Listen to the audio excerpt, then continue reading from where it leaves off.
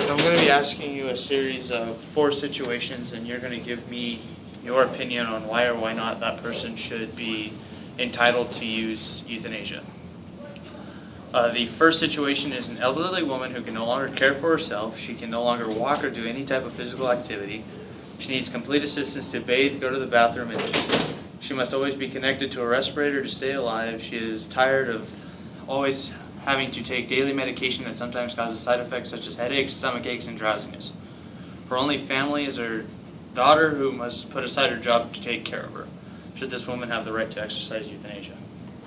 It depends on how aggressive the euthanasia is. I think if you were in a situation like this, facing it similar to what my mother is, except she's not on the respirator. She has Alzheimer's and therefore is not aware of the medication that she would have to take and would be given to her. We as a family have followed her wishes, which have been in writing, that no extraordinary measures be taken to extend life.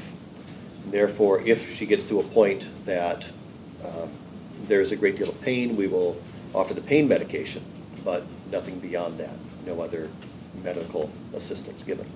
So I would think in this case also that you bring up the woman should be allowed to die as painlessly as possible, but not aggressively killed, not euthanized.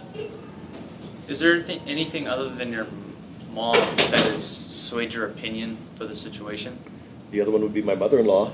I was involved with asking the doctors there to pull the plug because there was no longer any expectation of life, and she was hooked up to machines and they were keeping her alive.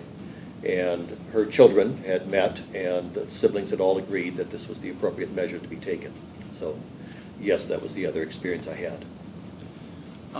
The second situation is an adult male who is in a coma due to a recent accident. The doctors have informed the family that he has little to no chance of regaining consciousness. Should the family have the right to exercise euthanasia? I think in time that might be there. I would wait a while. I don't know what a while is. That's hard to define. If there is any chance of him recovering from it, the doctors have said no, but we don't always understand the brain. We don't understand coma. If there's life support being continued, I would think that would end fairly quickly, but if he stayed in the coma after that, no, you don't kill him simply because he's in a coma. You eventually allow the death process to occur. Again, reduce pain, don't extend life, which means don't hook him up to machines. So if there's little to no chance that he will even wake up, is there a point to even leave him in that condition? Yes, you need to allow him to die and not starve, but again, no respirator and no additional meds. So let the body take its process. Correct. The third situation is a severely handicapped child who can no longer care for himself. He needs 24 hours assistance. Doctors have assured that he will never be able to hold a job, establish a family.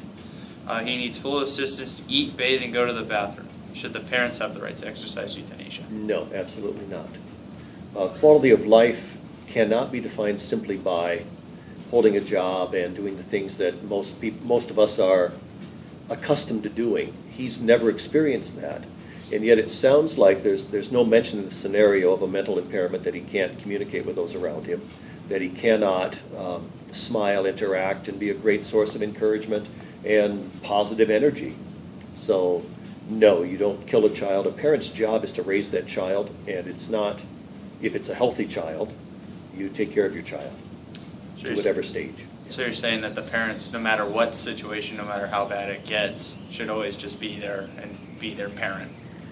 Again, with the same rules. Do not extend life. If, obviously, food and drink and cleaning and things like that, you're going to provide for him and feed him and do those things. But putting him on a machine to sustain life, I don't see that as an alternative. There, again, allow the body to end its function. The fourth situation is a woman suffering from a terminal form of cancer. She has been told she has no longer than 6 months to live and that she will be suffering immense pain during the period. Until then, she must take medication to cause her extreme discomfort. Should she have the right to exercise euthanasia? Again, my rules would be the same. Eliminate pain as much as possible, and if that's morphine, morphine drip, morphine pills, morphine patches, whatever it is, that seems to be most effective on helping with that pain.